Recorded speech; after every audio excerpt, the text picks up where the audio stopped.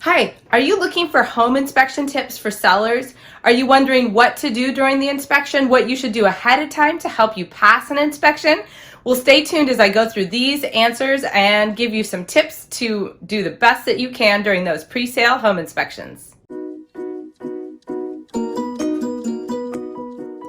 Hi, I'm Theresa Wellman with HomeownerExperience.com, a local San Jose, California real estate agent. My goal is to empower you to make the wisest decisions using my step-by-step process and guidance. So let's go ahead and get started with some of my tips for sellers. First off, what is a pre-sale home inspection? And should you get one? Why should you get one? So a pre-sale home inspection is something that a seller would get before putting their house on the market. Yes, I do recommend you get those done, particularly a property, a pest inspection, and a roof inspection. Now, why would you do that ahead of time? Well, first, it's really important for you as a seller to have an opportunity to make any repairs that maybe you were not aware of. Secondly, it's really critical in San Jose area to be able to know what you're negotiating once you're in contract. People move at such a fast pace here. Nobody likes to be renegotiating in the middle of the contract. So if we have all those items up front and we know about how much they're going to cost, we can take care of that negotiation so we're not blindly negotiating a deal. Now I'm going to go into the 10 steps I recommend you go through before your home inspection, probably at least a week before, to make sure that you're going to get the best rating on your home inspection. Take care of those repairs that you know you have to.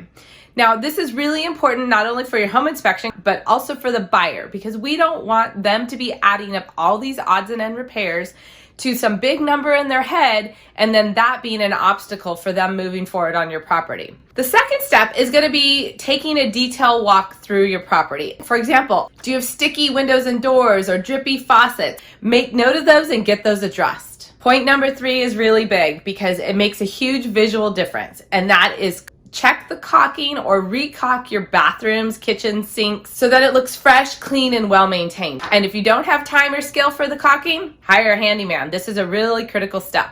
The fourth one's pretty quick and easy. Make sure to change your filters for your HVAC system if it's been 3 months or more. Number 5 is to properly install your smoke detectors and carbon monoxide detectors. Number 6 is make sure your water heater is properly seismically strapped. Number 7 is clearing your garage interior walls. So when a home inspector comes, the termite and the property inspector, they need to see all walls of the structure. Number 8 is related. Clear the perimeter of your house. So make sure all your side yards are clear of personal items that are movable. Definitely get those cleared away. This also goes for trees and bushes. Tip number 9, definitely get your gutters and your roof area cleared, and your downspouts, of course, too.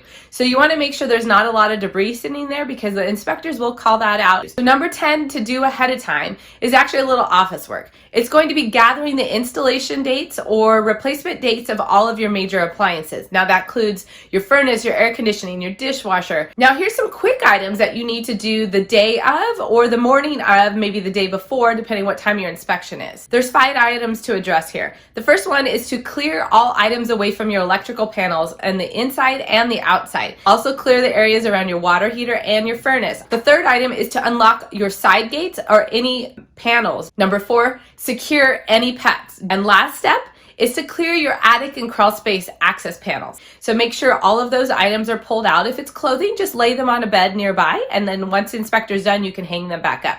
And the last point is, what should a seller do during the home inspection, and should they be there? Absolutely, the seller should be there. Your agent should be there during the home inspection. But do not be following the inspector around and slowing him down. Give him space and make sure that you are accessible but not in his way. If you have any further questions about this topic, please comment below. And if you'd like to download my 10 tips to improve your curb appeal, which is probably the next step to getting your house ready, please take a look at the link below. Thanks again. I'm Theresa Wellman with HomeownerExperience.com, your local San Jose, California realtor. If you enjoyed this information or would like to keep track of local San Jose market statistics, please do subscribe to this channel for weekly updates every Tuesday.